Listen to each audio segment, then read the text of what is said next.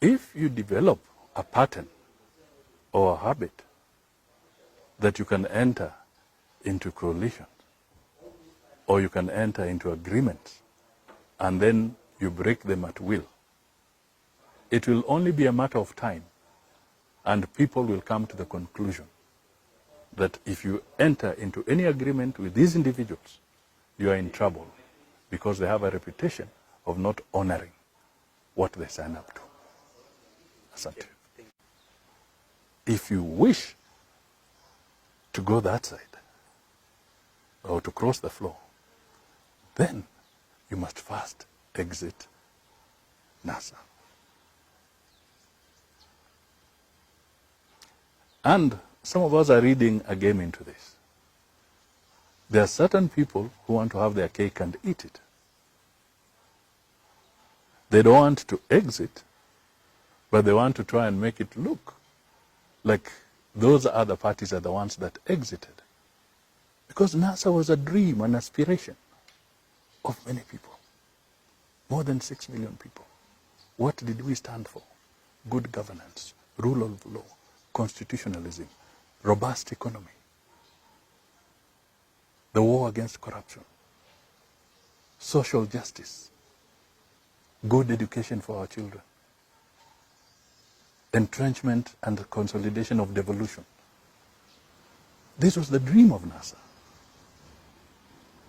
And because it was a dream that resonated with many millions of people, they supported NASA.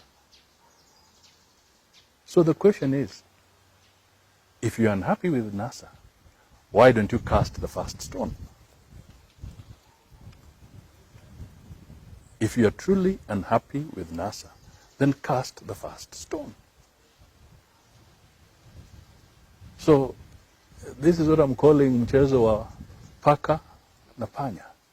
Because some people want to do something, but they want to make others look bad.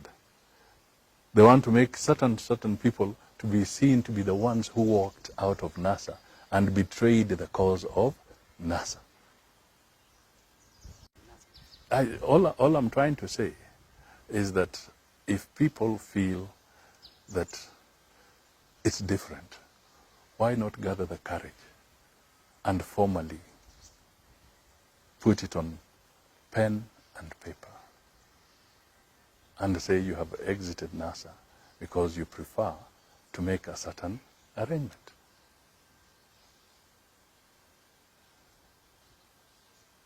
You remember the famous story, unaweka mguu moja huko, unaweka huko, alafu unatembea paka, wanasema utapasuka musanda. Yeah. So let us tell Kenyans, what do we really want?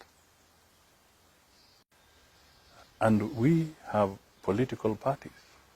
ANC would be a political party that would also be reorganizing itself and positioning itself as we gear towards that. And I'm sure all other political parties will be looking at it in that particular line. And true, there may be existing coalitions, and maybe the coalitions or formations that will be there at play in 2022 could be different political formations. And I cannot speak to that now because none of them has actually been consummated into any legal coalition arrangement. What we have now is largely a speculative debate. That is what we have.